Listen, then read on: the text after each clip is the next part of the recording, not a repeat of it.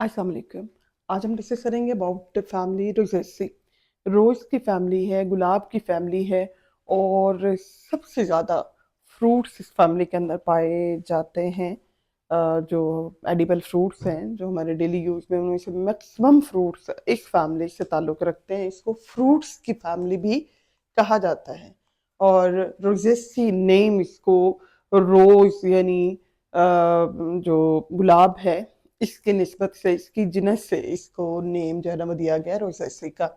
इसके अंदर जो जेनरास हैं 115 इसके अंदर जेनरास पाए जाते हैं।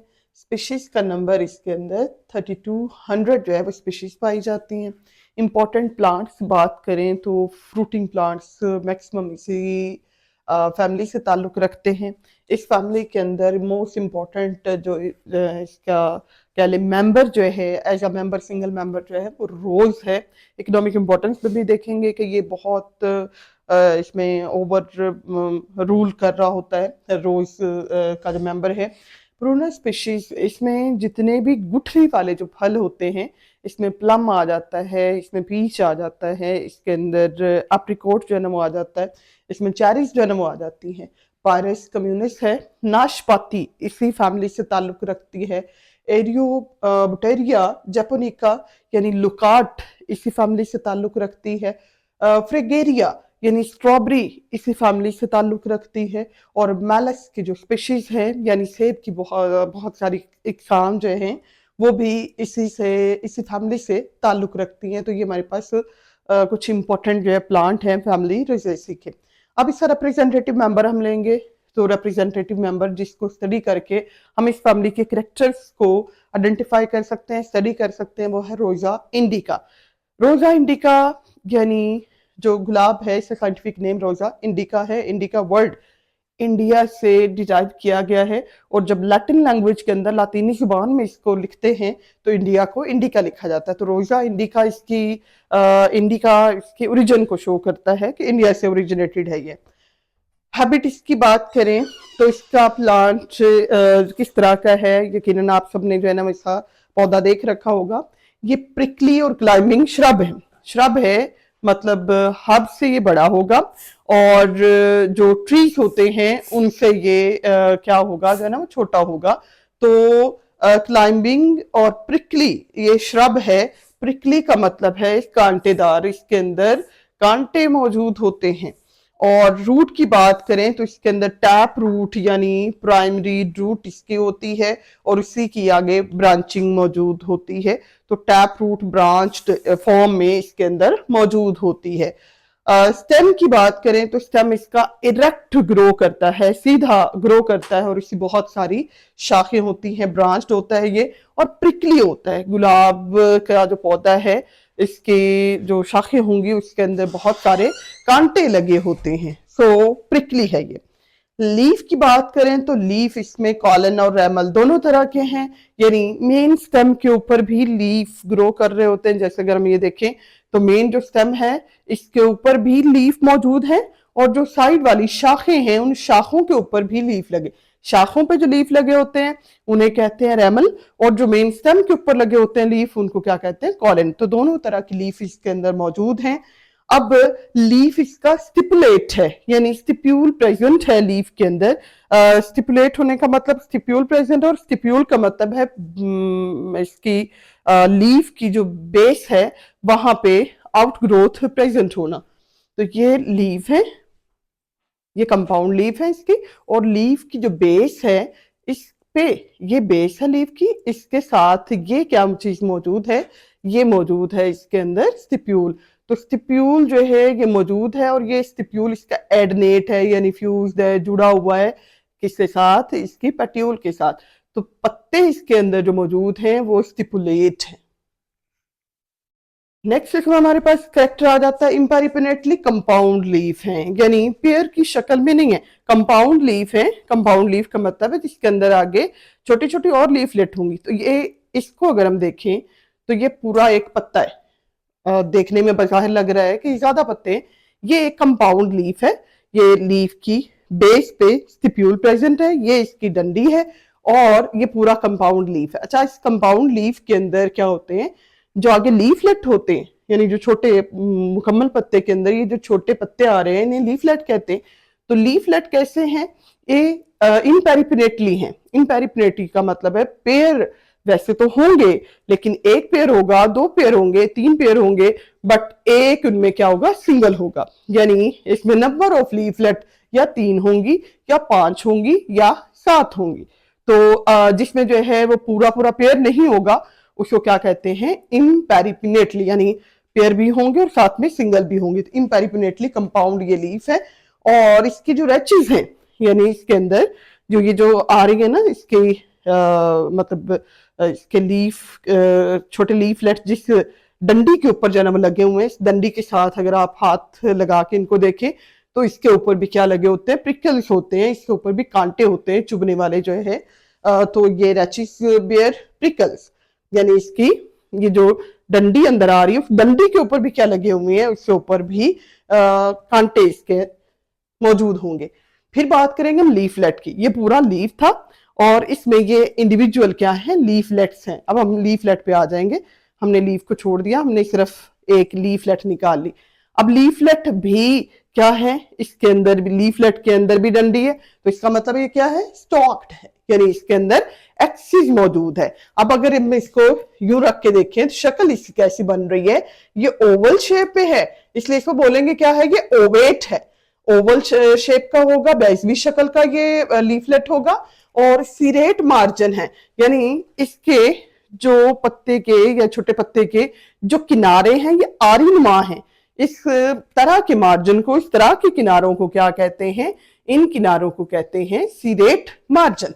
तो ये सीरेट मार्जिन है इसके अंदर, यानी हम अगर इसको ड्रा करें तो ये इस तरह से, यानी फ्लैट मार्जिन नहीं है, सीरेट है, आरी नुमा इसके दंदाने से बने होते हैं लीफलेट की सरफेस से ऊपर, सॉरी ये मार्जिन से ऊपर।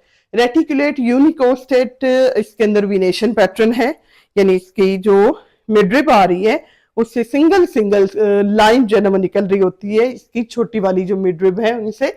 तो इसके अंदर क्या चीज पाई जाती है?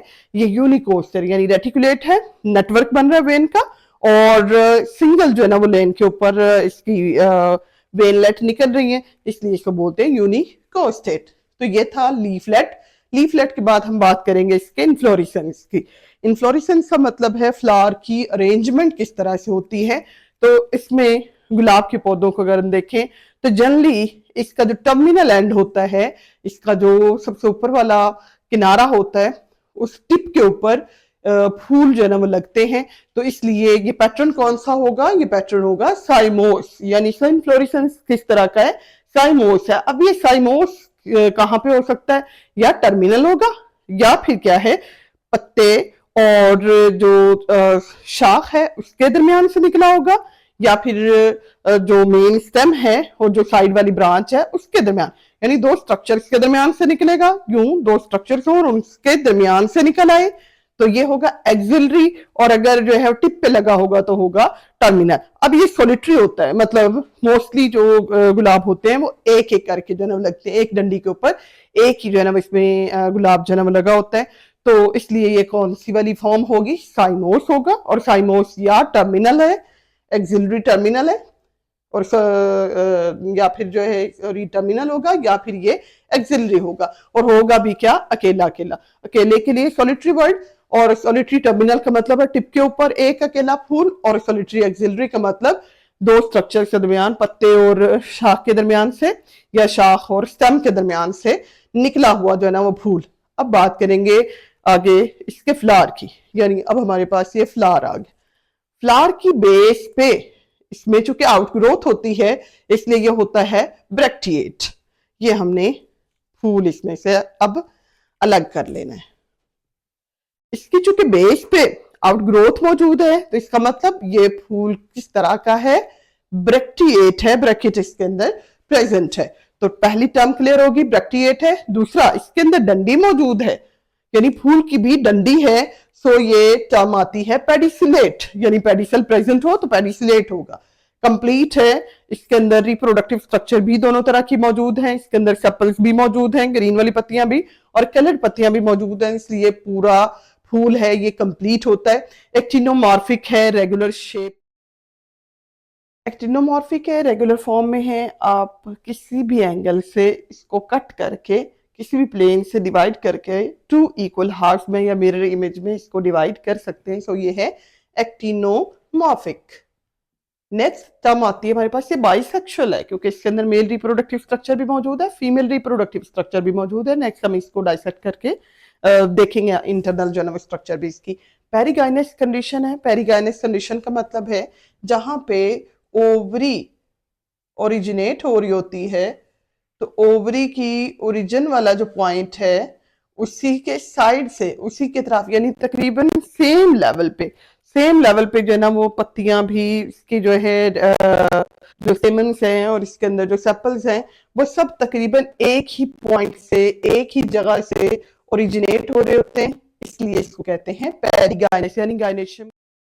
फ्लावर इसके डिफरेंट कलर्स में होते हैं, यानी कलर्ड फ्लावर्स हैं, रेड कलर में, पिंक कलर में, वाइट, इसमें येलो और मल्टीपल जो है ना वो कलर्स। अब तो हाइब्रिड फॉर्म इसके जो है वो बहुत सारे रंगों में ये मौजूद होता है। कैलेक्स आ जाता है हमारे पास, इसमें पहला घेरा आ जाता है, यानी ग्रीन वाली जो इसके अंदर पत्तियां होती हैं, ये ग्रीन वाली पत्तियों का पूरा घेरा क्या कहलाएगा? कैलेक्स कहलाएगा। इसमें सेपल्स होती हैं, जनरली सेपल्स का नंबर इसमें 5 होता है, तो 5 सेपल होंगी और सेपल्स आपस में जुड़ी हुई हैं, यानी सेपल्स जो हैं, ये जो हरी वाली पत्तियां आपस में जुड़ी होती हैं, तो टर्म आ जाती है गैमोसेपलस। और ट्यूब की शक्ल की ये इंडिविजुअल अगर इसको देखें तो हर एक ट्यूब नुमा जो है इसमें स्ट्रक्चर बन रही होती है। इंफीरियर है क्योंकि ये फूल में सबसे नीचे मौजूद होती हैं, तो इसको कहेंगे ये इंफीरियर है। करोला आ जाता है, सेकंड वाला वल जो है ये इसकी पत्तियों वाला जो है घेरा आ जाता है। इस घेरे को, पूरे घेरे को करोला कहते हैं, इंडिविजुअल यूनिट को इसको पेटल कहते हैं। अब पत्तियों का जो है अगर नंबर गिने तो पहले घेरे के अंदर 5, अगले के अंदर फिर 5, फिर तो ये 5 का जो है ना वो मल्टीपल आ जाता है, तो इसको हम कहते हैं petals are 5 to indefinite number, बेशुमार बहुत सारे इसके अंदर पेटल्स आ जाती हैं। अब पेटल्स एक दूसरे के साथ जुड़ी हुई नहीं है, पेटल्स इंडिविजुअल जो है वो यूनिट है, अलग अलग हैं, इसलिए ये इनको क्या कहेंगे? पोली पेटलस कंडीशन है। पोली मैनी और पेटलस पेटल्स के लिए पोली पेटलस कंडीशन है। बहुत सारी पेटल्स हैं इसके अंदर। रोजेशियस है, यानी इनमें पत्तियों ने ये नहीं है कि एक पत्ती खत्म होगी तो दूसरी शुरू होगी, एक दूसरे को ओवरलैप कर रही हैं, पत्तियां एक दूसरे को ओवरलैप कर रही होती हैं, एक के ऊपर जो है ना कह रहे हैं दूसरी, और इसके ऊपर तीसरी, और इसके ऊपर जो है ना चौथी। तो चूंकि ये ओवरलैप कर रही हैं इसलिए इस वाली अरेंजमेंट को क्या कहते हैं? गुलाब के जैसे अरेंजमेंट और रोजेशियस फॉर्म कहते हैं इसको। कलर्ड होती हैं ये, मुख्तलिफ रंगों में हो सकती हैं। ये अभी हमारे पास जो मौजूद है ये रेड है, इसमें पिंक कलर हो सकता है, येलो हो सकता है, ब्लू हो सकता है। ब्लू कलर के भी हाइब्रिड फ्लावर जो है ना मौजूद है, ब्लैक कलर के भी हैं। तो जो जनरली है वो रेड, पिंक और व्हाइट और येलो जो है ना वो मोस्ट कॉमन जो है ना फॉर्म इसमें मौजूद होती है। सेंटेड होती है, इसकी पत्तियों के अंदर खुशबू होती है, खुशबूदार पत्तियां होती है। इंफीरियर है, ये भी रिप्रोडक्टिव स्ट्रक्चर से क्या है, थोड़ा सा नीचे मौजूद होती है। देन आ जाता है हमारे पास एंड्रोशियम। एंड्रोशियम इसके अंदर मेल रिप्रोडक्टिव जो है वो वल है, घेरा है, और इसके अंदर क्या चीज मौजूद होती है? स्टेमन्स होते हैं। स्टेमन्स का नंबर भी क्या है? इनडेफिनेट नंबर है, बहुत सारे स्टेमन्स मौजूद होते हैं। अब चूंकि बहुत सारे हैं इसलिए इसको बोलते हैं पोली एंड्रस। एंड्रस मेल के लिए वर्ड है, पोली एंड्रस बहुत सारे मेल रिप्रोडक्टिव इसके अंदर स्ट्रक्चर्स मौजूद हैं। एंथर्स इसके अंदर बेसिफिक्स होते हैं, यानी इसमें जो फिलामेंट है इसकी बेस के साथ जो है ना वो जुड़े हुए हैं। फिलामेंट जो है इनकी बेस जुड़ी हुई है किसके साथ? एंथर के साथ। तो एंथर आ गया और ये फिलामेंट आ गया। तो बेसिफिक्स का मतलब है कि यहाँ पे एंथर की जो बेस है वो अटैच है फिलामेंट के साथ। इंफीरियर फॉर्म में है ये भी। गायनेशियम की बात करेंगे, फीमेल रिप्रोडक्टिव वर्ल आ जाता है, फीमेल रिप्रोडक्टिव स्ट्रक्चर्स आ जाती हैं, इसलिए यहाँ कंडीशन को शो करने के लिए वर्ड है हमारे पास पॉलीकार्पलरी।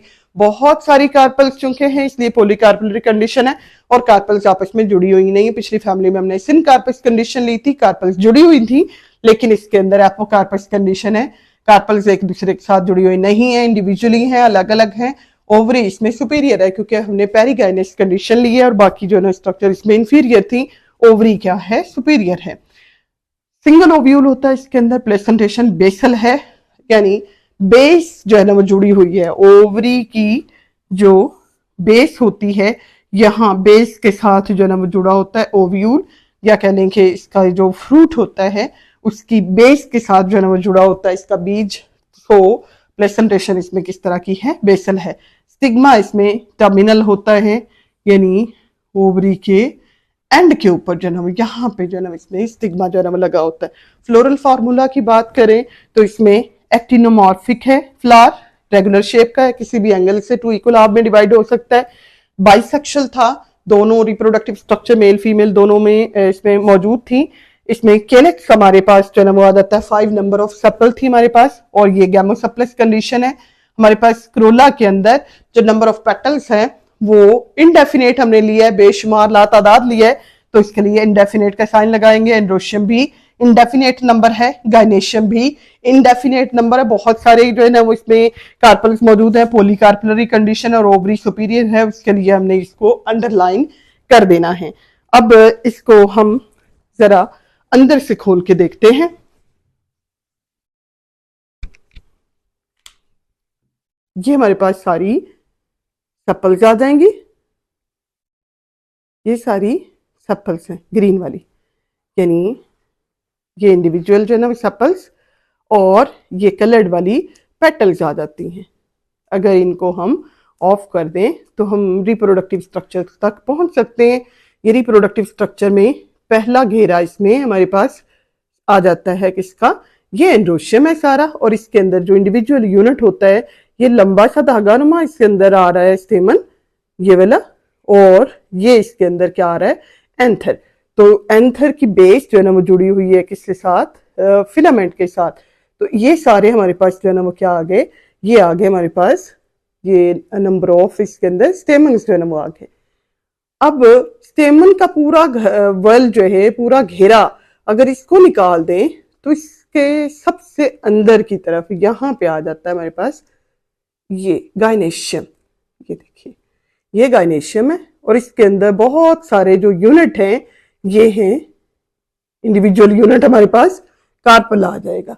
तो कार्पल में ओवरी है, स्टाइल है, और ये टर्मिनल पार्ट है जिसको स्टिग्मा जो है ना वो कहा जाता है। ओवरी, स्टाइल और स्टिग्मा, ये एक कार्पल, और बहुत सारी ऐसी है कार्पल इसके अंदर पड़ी हुई हैं। तो ये एपोकार्पस हैं, कार्पल्स आपस में जुड़ी हुई नहीं है, फ्री है, और पॉलीकार्पलरी कंडीशन पाई जाती है। ये हमारे पास फ्लावर के कुछ कैरेक्टर्स हैं। इसके बाद हम बात करेंगे इसकी इकोनॉमिक इंपॉर्टेंस की। जो कि फैमिली हमने कहा फ्रूट की फैमिली है, तो मोस्ट जो इंपॉर्टेंट एडिबल फ्रूट्स होते हैं इसी फैमिली से ताल्लुक रखते हैं। तो सबसे पहली इंपॉर्टेंस आ गई हमारे पास सोर्स ऑफ फ्रूट्स।